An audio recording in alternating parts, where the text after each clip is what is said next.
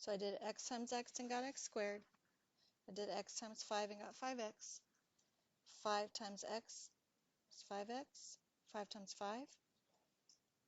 What happens here? Oh, I have to distribute the negative, don't I?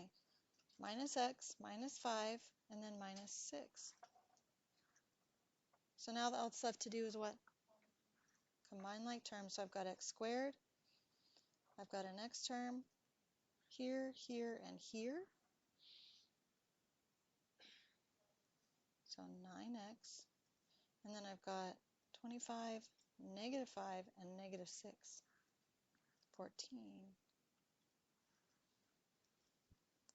So f of g of x is x squared minus x minus 1, and g of f of x is x squared plus 9x plus 14. Is that okay? Sure. Now I will give you a hint, okay? Sometimes I don't call this composition of functions because those words are long and that makes my mouth tired having to say it a lot. Not really, but you know what I'm saying, right? Sometimes, you know what I call this? Fog and Goff. Is that really an O? Not really. It's saying f of g of x and g of f of x. But what does it look like it says? Fog and Goff. That's why we call it fog and Goff sometimes. Does that make sense? Okay. Now I'm going to do one more problem for you, fog and Goff. We're going to do f of g of x and g of f of x because I want to show you something. That's pretty cool. Okay. So let's start with f of g of x. So I start writing f, and anytime I get to an x, I write a g of x. You okay with that? Now, do I know g of x? It's this, right? So 3 times 1/3 x minus 2/3 plus 2. Distribute the 3. 3 times 1/3. So just x, right? That's 1. 3 times 1/3 is 1, so I just have x.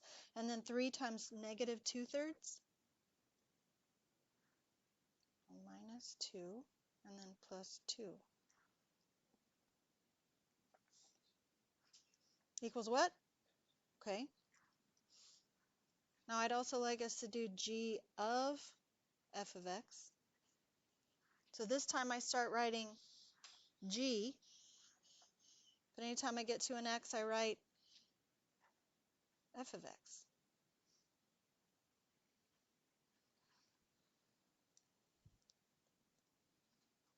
Okay, so far?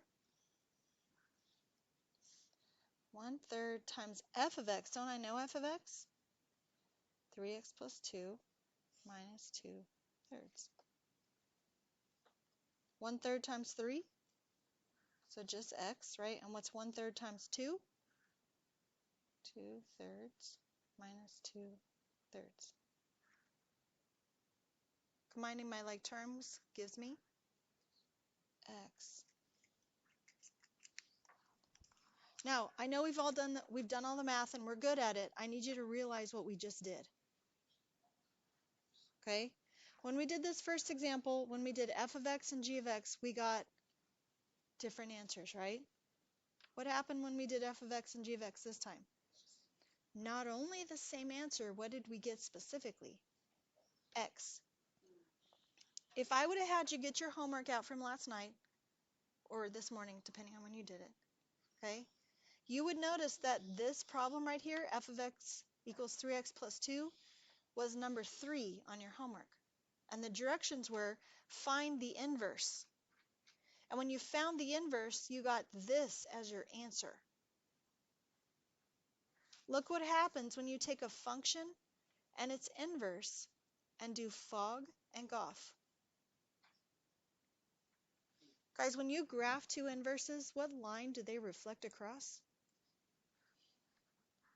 Y equals x.